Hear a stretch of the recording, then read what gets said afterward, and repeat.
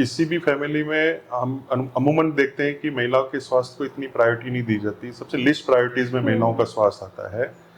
तो उनको जो भी समस्याएं होती हैं वो जब तक एक बड़े लेवल पे एक नहीं पहुंच पाती तब तक वो हॉस्पिटल या किसी डॉक्टर्स के पास में नहीं जाते हैं। देखिए महिलाओं की, क्योंकि जिस समाज में हम लोग रहते हैं तो महिलाओं के स्वास्थ्य के बारे में बात करते हुए थोड़े से लोग जो हिचकते हैं। महिलाएं भी खुल के बात नहीं कर पाती। यदि उनको मेंसेस से रिलेटेड कोई प्रॉब्लम्स है या उनको यूरिनरी कोई डिस्कम्फर्ट है या उनको कोई प्रॉब्लम्स है तो वो बहुत खुल के बात नहीं करती। इवन फैमिली में भी बात नहीं करती हैं। जंक फूड जो एक बहुत बड़ी समस्या हमारे समाज में आजकल फैल रही है, उसको कहीं ना कहीं हम लोग जो आजकल की जो एडोलेसेंट गर्ल्स वगैरह हैं उनमें अवेयरनेस जागृत करें और उनको उसके बारे में बताएं। उनके जो परिणाम है उनके बारे में बताएं, जो दुष्परिणाम है उनके बारे में बताएं। गायनेकोलॉजिस्ट जो है वो जन्म से ही जुड़ा हो रहता है, क्योंकि आज जो जितने भी बच्चे जन्म ले रहे हैं तो सबसे पहला कोई डॉक्टर है जो जुड़ता है वो गायनेकोलॉजिस्ट ही होता है। तो उससे बचने के लिए जो है हमें जनरल चेकअप्स करने की बहुत जरूरत है। टाइम से यदि हम जनरल चेकअप्स करा रहे हैं, पैप स्मीयर्स और ये इस तरह की चीजें करवा रहे हैं तो हमें समय से पूर्व ही पता चल जाएगा कि कोई कैंसर जो है वो आने वाला है या हम लोग अभी सुरक्षित हैं। तो हर 3 साल में गाइडलाइंस के अकॉर्डिंग हर 3 साल में जो है वो पैप स्मीयर करवाना चाहिए, ताकि यदि कोई संभावना है तो उसका समय से उसका समाधान किया जा सके। तो डे बाय डे हम लोग जो है वो जिस तरह हम आगे बढ़ते जा रहे हैं, डेवलपमेंट की तरफ आगे बढ़ते जा रहे हैं, तो इसमें भी सक्सेस रेट भी आगे बढ़ता रह रहा है। फिर भी हम ये कहेंगे कि अभी भी कोई 100% गारंटी वारंटी की यदि कोई बात होती है तो बिल्कुल गलत है। इस तरह से संभव नहीं है, क्योंकि एक साइंटिफिक इलाज है ये। तो हमें जो अवेयरनेस लाना है वो इस बीमारी के बारे में बच्चियों को समझाना है और इसको किस तरह से कम किया जा सकता है और कम करने के लिए हमें क्या करना है। तो सबसे जरूरी है कि जो लाइफ स्टाइल मॉडिफिकेशन जिसको हम बोलते हैं वो करने की जरूरत है। महिलाओं का स्वास्थ्य एक ऐसा मुद्दा है जो सिर्फ स्वास्थ्य का विषय नहीं है, बल्कि एक पूरे परिवार की नींव को संभालता है। आज हम गायनेकोलॉजी से जुड़ी और गर्भवती महिलाओं से जुड़ी, उनकी देखभाल से जुड़ी या फिर आईवीएफ से जुड़ी, या जो जनरल समस्याएं या जो बेसिक समस्याएं जैसे कि आप मान लीजिए पीसीओएस, पीसीओडी, जो अमूमन महिलाओं को या लड़कियों को रहती है, उसके बारे में विस्तार से जानकारी लेंगे। हमारे साथ गायनेकोलॉजिस्ट डॉक्टर प्रदीप मौजूद है Narayani hospital and IVF centre से, और मेरा नाम है किंजल और आप देख रहे हैं उदयपुर न्यूज़। हमारे चैनल पे सर आपका बहुत बहुत स्वागत है। धन्यवाद सर। सबसे पहले तो मैं आपको कहना चाहूँगी कि गायनेकोलॉजिस्ट या गायनेकोलॉजी या महिलाओं के बीच जो भी समस्या रहती है उनको सुनते ही अक्सर लोग थोड़ा सा घबरा जाते हैं, बड़े मिथ्स इसको लेकर रहते हैं। तो वो सब हम कोशिश करेंगे कि हमारे दर्शकों के लिए वो हम क्लियर कर पाएँ। दूसरा मेरा पहला सवाल ये रहेगा कि आप अहमदाबाद में एक वेल सेटल्ड डॉक्टर हैं, बड़ा नाम वहाँ पर आपका रहा है, हॉस्पिटल रन कर रहे थे आप। फिर क्या ज़रूरत पड़ी कि, क्योंकि अक्सर उदयपुर से ही लोग इलाज कराने अहमदाबाद जा रहे हैं, तो आपको क्या ज़रूरत पड़ी उदयपुर में वापस आने की? जी, मैं अपने बारे में थोड़ा अपना इंट्रोडक्शन दे दूँ। मेरा नाम डॉक्टर प्रदीप बंदवाल है और मेरा जन्म और 12th तक की एजुकेशन भी उदयपुर में ही हुई है। उसके बाद में मैं हायर एजुकेशन MBBS, MS और उसके बाद फेलोशिप्स के लिए अहमदाबाद सिविल हॉस्पिटल में था। तो उस दौरान जो हम लोग अधिकतर जो पेशेंट्स थे वो पूरे राजस्थान के जो पेशेंट्स गुजरात से आते थे, उनको वहाँ पे हम लोग अलग अलग डिपार्टमेंट्स में वहाँ एडमिट कराना और उनका ट्रीटमेंट कराना, ये सब मेरे पूरे MBBS से लेके पूरे कैरियर जब तक मैं अहमदाबाद में था तब तक मेरा ये काम रहता था। डेली का रूटीन था कि 3-4 पेशेंट्स जो उदयपुर से आते हैं उनको अलग अलग जगह अलग अलग डॉक्टर से मिलवा के उनको एडमिट कराना। और फिर बाद में मैं एक प्राइवेट हॉस्पिटल के साथ एसोसिएट भी हुआ और उस दौरान मुझे लगा कि कहीं ना कहीं उदयपुर में मेरी ज़रूरत है। मेरे पेरेंट्स को, मेरे फैमिली मेम्बर्स को और यहाँ के उदयपुर के जो लोग हैं, क्यों नहीं मैं उनको अहमदाबाद में बुला के ट्रीटमेंट करूँ। उससे अच्छा है कि मैं उदयपुर ही जाके अपना जो है एक हॉस्पिटल स्टार्ट करूँ और मैं वहाँ पे अपना उनको एक सही व्यवस्थित ट्रीटमेंट दे सकूँ। तो यही एक रीज़न था जिसकी वजह से मैं अहमदाबाद छोड़ के अगेन वापस उदयपुर अपने लोगों के बीच में यहाँ पे आया।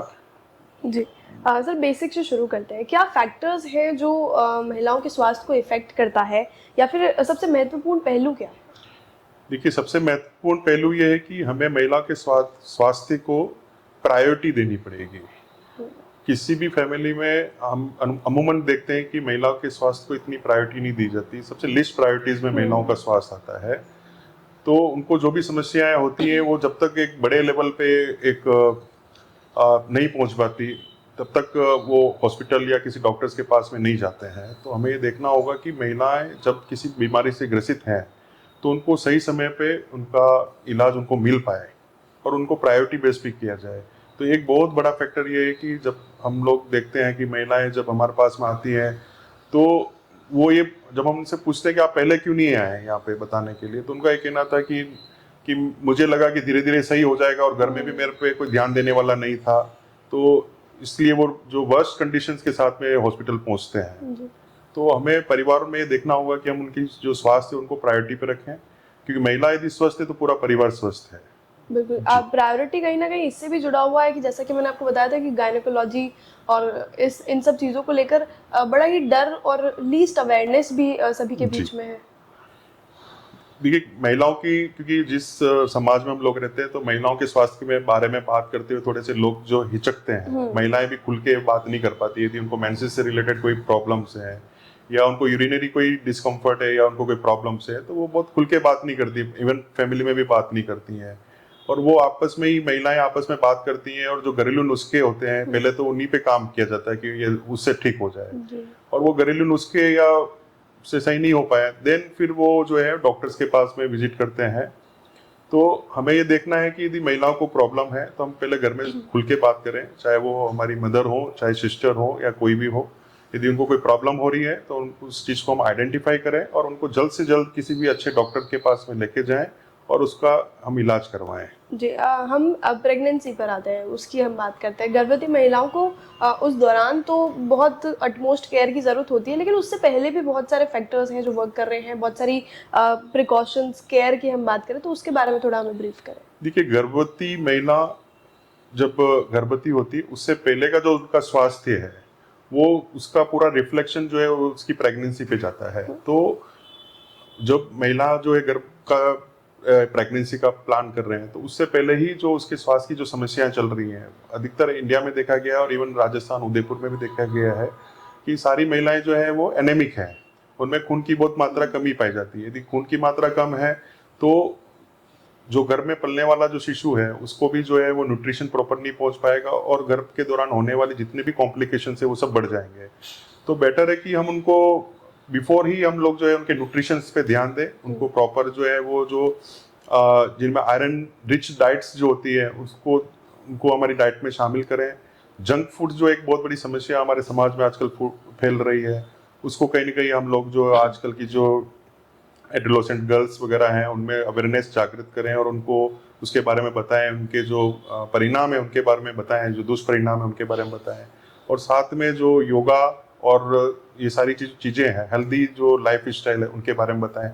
क्योंकि यदि हम लोग बचपन से ही एक हेल्दी लाइफ स्टाइल यदि हम फॉलो कर रहे हैं तो जब जो बच्चियां जो आगे जाके जो है वो जब रिप्रोडक्टिव एज ग्रुप में जब पहुंचेंगी तब तक जो है यदि उनका न्यूट्रिशन अच्छा है, वो अच्छे से जो है वो उनका वेलबींग अच्छा है, तो आगे आने वाली प्रेगनेंसी में भी जो कॉम्प्लिकेशंस है वो बहुत कम देखने को मिलेंगे। जी हाँ, गायनिक का क्या रोल है? जैसे कि हमने बताया कि घरेलू नुस्खे और सब जी। अपनाने की वो लोग कोशिश करते हैं और बड़ी वर्स्ट कंडीशंस में जो है डॉक्टर से मिलते हैं। तो एक गायनेकोलॉजिस्ट क्या रोल प्ले करता है, कितना इंपॉर्टेंट रोल? देखिए गायनेकोलॉजिस्ट जो है वो जन्म से ही जुड़ा हो रहता है, क्योंकि आज जो जितने भी बच्चे जन्म ले रहे हैं तो सबसे पहला कोई डॉक्टर है जो जुड़ता है वो गायनेकोलॉजिस्ट ही होता है, उसी के हाथों से बच्चे का जन्म होता है। तो हमें एज ए गायनेकोलॉजिस्ट हमें अपना एक रोल प्ले ऐसे कर सकते हैं कि जब, क्योंकि हर महिला किसी न किसी गायनेकोलॉजिस्ट से जुड़ी होती है, तो जब भी वो किसी भी प्रॉब्लम के लिए अपने उसके क्लिनिक पे आती हैं तो हम लोग उनको उनके न्यूट्रिशन के बारे में अवेयरनेस कर सकते हैं, उनके पूरे परिवार के बारे में अवेयरनेस कर सकते हैं कि क्या आजकल के जो समाज में जो इस तरह की न्यूट्रिशन और ये जो कमी चल रही है उसको कैसे दूर किया जा सकता है।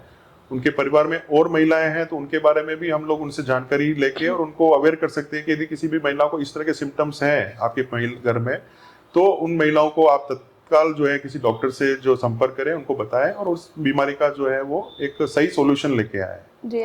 तो गायनेकोलॉजिस्ट का मेन रोल यही है कि केवल जिस महिला से वो ट्रीटमेंट ले रही है केवल उसके बारे में नहीं, इवन उसके पूरे परिवार में और भी कोई महिलाएं हैं तो उसके बारे में अवेयर करें कि इस तरह की कोई चीज है तो वो तत्काल डॉक्टर से मिलें। ऐसे में जनरल चेकअप्स कितने जरूरी हैं?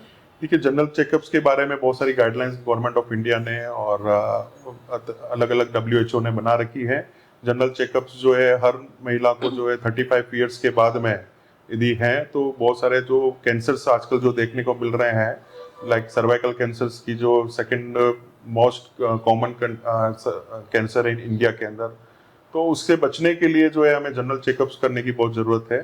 टाइम टाइम से यदि हम जनरल चेकअप्स करा रहे हैं, पैप स्मीयर्स और ये इस तरह की चीज़ें करवा रहे हैं, तो हमें समय से पूर्व ही पता चल जाएगा कि कोई कैंसर जो है वो आने वाला है या हम लोग अभी सुरक्षित हैं। जी। तो हर 3 साल में गाइडलाइंस के अकॉर्डिंग हर 3 साल में जो है वो पैप स्मीयर करवाना चाहिए, ताकि यदि कोई संभावना है तो उसका समय से उसका समाधान किया जा सके। उसी तरह से ब्रेस्ट कैंसर जो नंबर 1 कैंसर है, उसके बारे में भी हम अवेयरनेस करते रहते हैं।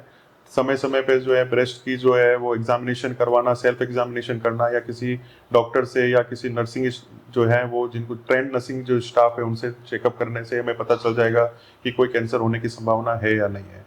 उसके अलावा हम यदि जनरल हेल्थ की बात करें तो समय समय पे हीमोग्लोबिन का चेकअप कराना, थायराइड की जांच कराना, डायबिटीज की जांच कराना बहुत जरूरी हो गया है, क्योंकि जो हमारा खान पान है उससे अधिकतर जो आजकल की युवा पीढ़ी है वो भी इन बीमारियों से ग्रसित हो रही है। तो हमें समय पे पता चल जाएगा कि कोई बीमारी है तो उसका क्योर करना है। जी। हम नारायणी हॉस्पिटल की अगर बात करते हैं, Narayani hospital and IVF centre, इस हॉस्पिटल की क्या खासियत है? क्योंकि सर आप जैसा कि आपने बहुत सारी चीज़ें बताई कि गायनेकोलॉजिस्ट ये रोल प्ले करता है, लेकिन एक हॉस्पिटल भी एक बहुत बड़ा रोल प्ले करता है, क्योंकि कंफर्टेबल प्लेस होना बहुत ज़रूरी है। बिल्कुल। देखिए, महिलाओं के स्वास्थ्य के हम बात करें और हम लोग यदि हॉस्पिटल का उसमें रोल की बात करें तो एक बहुत बड़ा रोल रहता है उसमें। महिलाएं अधिकतर हॉस्पिटल में आने से डरती हैं कि नहीं, हॉस्पिटल में आने से उनको उनका बीपी बढ़ जाता है। तो हम लोग चाहते हैं कि एक ऐसा एनवायरनमेंट उनको दें जहाँ पे वो आके डरे नहीं, उनको एक होमली एनवायरनमेंट मिले यहाँ पे, ताकि वो अपनी समस्याओं के बारे में अपने को बताए और एक सेफ एनवायरनमेंट और कंफर्टेबल एनवायरनमेंट उनको मिले। इसीलिए हमने Narayani hospital and IVF centre को डिजाइन इस तरह से किया है कि उनको world class health care facilities मिले, साथ साथ में सारा कंफर्ट जोन भी मिले उनको यहाँ पे। तो यहाँ पे हमने जितने भी रूम डिजाइन किए हैं उनके रूम को हमने इसी तरह से डिजाइन किए हैं कि ताकि उनके कंफर्टेबल, उनको जितनी भी एक कंफर्ट जोन मिलना चाहिए वो सब उनको उस रूम के अंदर मिल पाए, सारी फैसिलिटीज उनको मिल पाए। तो हमारे यहाँ पे टोटल 25 बेड्स हैं और उनके लिए यहाँ पे अराउंड 15 रूम्स हैं, जहाँ पे ट्विन शेयरिंग रूम है, सिंगल शेयरिंग रूम है, ट्रिपल शेयरिंग रूम्स है, और सारे जो है वेल टॉयलेट से अटैच्ड रूम्स हैं सारे के सारे। तो और उसके साथ साथ में जो डिलीवरी रूम है उसको भी हमने वर्ल्ड क्लास डिलीवरी रूम बनाया, ताकि वहाँ पे पूरे कंफर्ट के साथ में एक वर्ल्ड क्लास हेल्थ फैसिलिटी के साथ में जो है वो बच्चे को डिलीवर, एक ऐसे वातावरण में अपने बच्चे को डिलीवर कर पाए जहाँ पे जो सुरक्षित भी हो और साथ साथ में उसको पूरा कंफर्ट भी दे रहा हो उसको, ताकि उसके थोड़े स्ट्रेस लेवल को हम थोड़ा यहाँ पे कम कर सकें। जी। मशीनरीज की अगर हम बात करें तो उस पर आप क्या ब्रीफ करना चाहेंगे? मशीनरीज जो यहाँ पे Narayani hospital and IVF centre में सारी मशीनरीज जो आज की अपडेटेड जो एडवांस मशीनरीज हैं, जिसमें बच्चे की धड़कन को मॉनिटरिंग करने के लिए जो मशीनरीज होती हैं वो सारी यहाँ अवेलेबल है, ताकि राउंड द क्लॉक बच्चे की धड़कन को हम मॉनिटर कर सकें और उसके आधार पे हम ये डिसीजन ले पाएँ कि इसको नॉर्मल डिलीवरी की तरफ हम लोग आगे ले जा पा रहे हैं या इसको तुरंत इमरजेंसी में सिजेरियन सेक्शन करना पड़ेगा। इससे काफ़ी सिजेरियन सेक्शन की रेट में कमी आ सकती है, क्योंकि यदि हम बच्चे की धड़कन को मॉनिटर कर रहे हैं और वो मॉनिटर जो है वो सही तरीके से हो रहा है, तो हम एक लंबे टाइम तक उसको नॉर्मल डिलीवरी के लिए हम ट्रायल दे सकते हैं और वो एक नॉर्मल बच्चा जन्म ले सकता है। मीनवाइल यदि ऐसा रहता है कि कहीं उस मशीन से हमें पता चले कि बच्चे की धड़कन जो है वो कहीं ना कहीं गड़बड़ हो रही है, जो नहीं होना चाहिए, तो उससे हम परिवार वालों को ये समझा सकते हैं कि बच्चे के अंदर जो है वो तकलीफ ज़्यादा हो रही है, तो हमें जो है तत्काल जो है वो सिजेरियन जो है लेना पड़ेगा। तो ये सारी मशीनें जो है हमें मदद करती है कि एडवांस टेक्नोलॉजी के साथ साथ में हम लोग आगे नहीं बढ़ेंगे तो हम लोग एक सेफ्टी के साथ साथ आगे काम नहीं कर पाएंगे। तो ये सारी मशीनरीज जो है यहाँ अवेलेबल है। उसके साथ में यदि हम आईवीएफ सेक्टर्स की बात करें तो आईवीएफ के अंदर भी जो एडवांस वर्ल्ड क्लास जो मशीनरीज है, एडवांस लैब है, यहाँ पे Narayani hospital and IVF centre में अवेलेबल है। सारी मशीनरीज यहाँ पे अवेलेबल है, जिसके द्वारा हम लोग एक जो प्रेगनेंसी जो रेट होती है आईवीएफ के अंदर, वो एक बहुत बड़ा मायने रखती है और वो डिपेंड करता है कि आपके यहाँ पे जो इक्विपमेंट्स हैं वो कितने हाई क्लास इक्विपमेंट्स हैं और साथ साथ में कितने ट्रेंड स्टाफ और एम्ब्रियोलॉजिस्ट हैं। तो ये सारे का सारा कॉम्बिनेशन जो है वो Narayani hospital and IVF centre में अवेलेबल है। जी सर, आपने आईवीएफ का जिक्र किया, इसे लेकर अभी भी लोग अवेयर उतना नहीं है। बड़े सारे मिथ्स इसको लेकर हैं, बड़ी भ्रांतियां इसको लेकर हैं। आज भी लोग इसे सेफ और सिक्योर नहीं समझते हैं। इसको लेकर आप क्या कहना चाहेंगे? देखिए, आईवीएफ या टेस्ट ट्यूब बेबी, जिसका एक जन मानस में जो नाम लिया जाता है टेस्ट ट्यूब बेबी, ये एक 1972 से प्रचलित एक साइंटिफिक इलाज है, जिसके बारे में हमें ये समझना पड़ेगा ये कोई ट्रायल एंड टेस्टेड जो एक इलाज होता है उसी कैटेगरी में इसको रखा गया है। तो आईवीएफ के बारे में जो मिथ्स है वो अधिकतर मिथ्स ये रहते हैं कि ये 100% गारंटी या 100% श्योरिटी वाला इलाज है। ऐसा नहीं है। इसकी भी जो एक सीमा है, जिस तरह से हर एक मेडिकल ट्रीटमेंट की एक अपनी सीमा लिमिटेशंस होती है, उसी तरह से इस इलाज की भी अपनी लिमिटेशंस है, जो हर मरीज को, हर हॉस्पिटल जो है वो जब इलाज शुरू किया जाता है उसके उसी समय उसको बता दिया जाता है कि ये इलाज जो है वो इसकी जो मैक्सिमम जो सक्सेस रेट है वो इतनी रहने वाली है। अभी जो नई पद्धतियां आई हैं, नए नए इसमें आविष्कार हो रहे हैं, उसके द्वारा दवाइयों में भी काफ़ी अपडेट्स हुआ है, मशीनरीज में भी काफ़ी अपडेट्स हुआ है, टेक्नोलॉजी में भी काफ़ी अपडेट्स हुए हैं। तो उसके बाद में जो इसकी सक्सेस रेट है वो काफ़ी बढ़ गई है। तो अराउंड अभी जो सक्सेस रेट रहती है वो 50 to 60% इसकी सक्सेस रेट रहती है। पहले ये सक्सेस रेट काफ़ी कम रहती थी, अराउंड 30 से 40% या 20% के करीबन सक्सेस रेट रहती थी। तो डे बाय डे हम लोग जो है वो जिस तरह हम आगे बढ़ते जा रहे हैं, डेवलपमेंट की तरफ आगे बढ़ते जा रहे हैं, तो इसमें भी सक्सेस रेट भी आगे बढ़ता रह रहा है। फिर भी हम ये कहेंगे कि अभी भी कोई 100% गारंटी वारंटी की यदि कोई बात होती है तो बिल्कुल गलत है। इस तरह से संभव नहीं है, क्योंकि एक साइंटिफिक इलाज है ये। उसके बाद में जो मिथ ये रहता है कि इस इलाज में जो है वो कहीं ना कहीं अभी भी भ्रांतियां हैं, अंधविश्वास की बातें भी बीच में इसमें आती हैं, और इसको कहीं ना कहीं सोशल टैबू की तरह भी देखा जाता है। तो हमें ये समझने की जरूरत है कि जिस तरह से आज इनफर्टिलिटी बढ़ती जा रही है, आज आफ्टर कोरोना के बाद में मेल इनफर्टिलिटी का भी काफी जो है वो केसेस बढ़ते जा रहे हैं। तो ये हमें इसको एक साइंटिफिक ट्रीटमेंट की तरह ही इसको हमें लेना चाहिए, जिसमें हम लोग जो काम किसी वजह से एक महिला के शरीर में नहीं हो पा रहा है, उसके लिए हम लोग एक बाईपास कर रहे हैं कि उस काम को हम लोग जो है हमारी लैब के अंदर कर रहे हैं। जो oocytes हैं और मेल से जो हमें स्पर्म्स होते हैं मिलते हैं, उनको हम लोग जो लैब्स के अंदर जो है भ्रूण बनाते हैं, और उस भ्रूण को तय समय पे हम लोग जो है वो माँ के शरीर में वापस जो है वो ट्रांसफर कर देते हैं।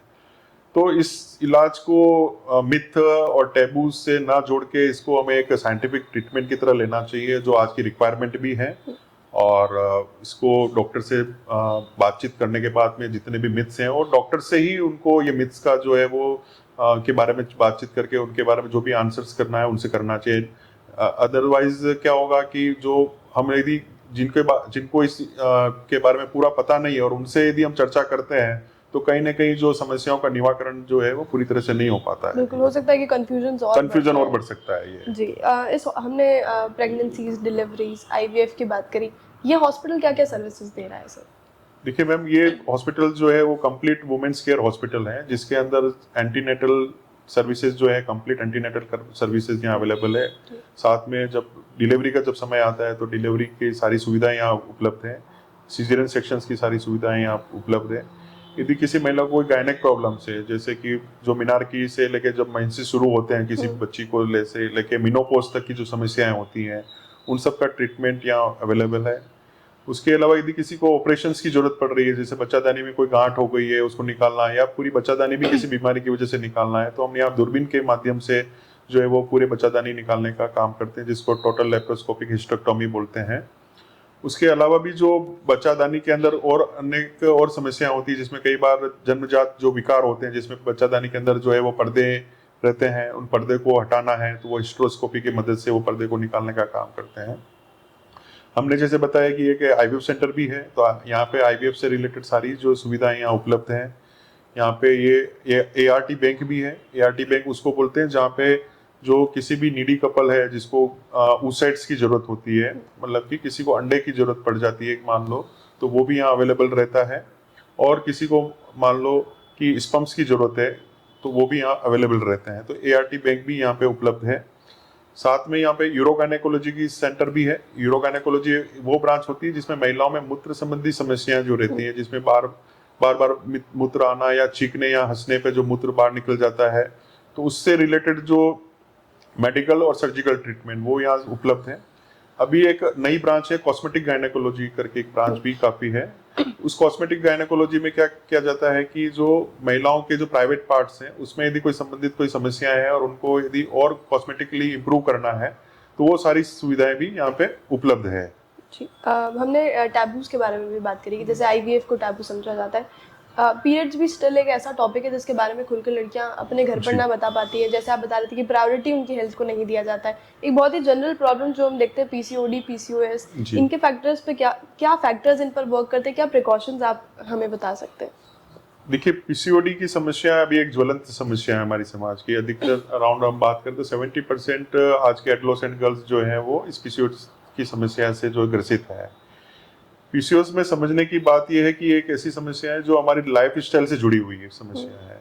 तो हमें जो अवेयरनेस लाना है वो इस बीमारी के बारे में बच्चियों को समझाना है और इसको किस तरह से कम किया जा सकता है और कम करने के लिए हमें क्या करना है। तो सबसे जरूरी है कि जो लाइफ स्टाइल मॉडिफिकेशन जिसको हम बोलते हैं वो करने की जरूरत है, जिसमें हमारा योगा, प्राणायाम, एक्सरसाइज हो गया।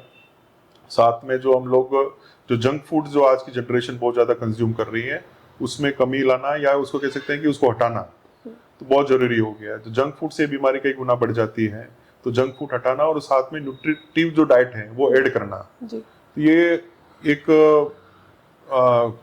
सारी सोसाइटी की रेस्पॉन्सिबिलिटी, चाहे उसमें स्कूल्स हो गए, चाहे वो डॉक्टर्स हो गए या पेरेंट्स हो गए, ये सबको मिलके काम करना पड़ेगा। इसमें बच्चों को ये समझाना पड़ेगा कि ये बीमारी जो है धीरे धीरे जो हम लोग खा रहे हैं या हमारी जो बैड लाइफ स्टाइल जो हो गई है उसकी वजह से बढ़ती जा रही है बच्चियों में। तो हमें उनको अवेयर करना होगा, समय समय पे वर्कशॉप्स करनी होगी, स्कूल्स में वर्कशॉप्स करनी होगी, या हमें अलग अलग मीडिया से लाइक आपके थ्रू ये बताना होगा कि क्यों ये बीमारी आज घर घर में फैलती जा रही है। जी। और वो आगे चल के कहीं ना कहीं इनफर्टिलिटी का भी एक बड़ा कोज बनती है। जिन बच्चियों को जो है पीसीओडी है तो आगे जाके वो कहीं ना कहीं वो इनफर्टिलिटी की भी शिकार हो जाती है। तो इसके बारे में हमें पेरेंट्स को बताना होगा। अवेयरनेस बहुत ज़्यादा ज़रूरी है।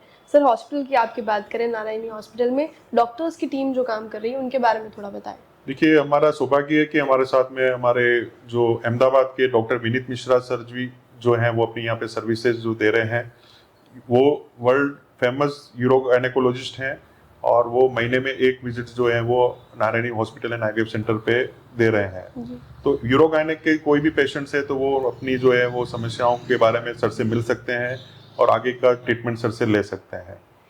उसके अलावा हमारे साथ में डॉक्टर अनामिका चौधरी जो है वो एडोलेसेंट हेल्थ केयर से रिलेटेड जुड़ी हुई हैं और गायनेकोलॉजिस्ट हैं मैम, वो भी हमारे हॉस्पिटल से जुड़ी हुई हैं और वो अपनी सर्विसेज यहाँ पे दे रही हैं। इसके अलावा हमारे पास में इन हाउस एम्ब्रियोलॉजिस्ट हैं, जिसमें निर्मला बंदवाल जो मेरी वाइफ है वो भी अपनी जो इन हाउस यहाँ पे एम्ब्रियोलॉजिस्ट की सर्विसेज दे रही हैं। और उसके बाद सारे ट्रेंड स्टाफ जो हैं वो सारे यहाँ पे Narayani hospital and IVF centre में अवेलेबल है, राउंड द क्लॉक अपनी सर्विस दे रहे हैं। जी, क्या मैं लास्ट सवाल आपसे यही पूछना चाहूँगी, क्या ऐसी चीज़ें हैं जो इसे बाकी जगहों से अलग बना रहा है, बाकी हॉस्पिटल से अलग बना रहा है? देखिए, मैं नहीं कहता कि हम बहुत अलग से पूरे बहुत सारे हॉस्पिटल से बहुत अच्छे हैं हम लोग, लेकिन बहुत अच्छा काम यहाँ कर रहे हैं क्योंकि हम लोगों ने यहाँ पे ध्यान रखा है कि हेल्थ सर्विसेज के साथ साथ में किस तरह से पेशेंट को एक कंफर्ट जोन कैसे दिया जाए। 1-to-1 जो एक कंफर्ट जोन देने का जो एक रहता है, हर पेशेंट्स की अपनी एक समस्या होती है, उनको किस तरह से हम लोग समझे और उनका किस तरह से सॉल्यूशन करें।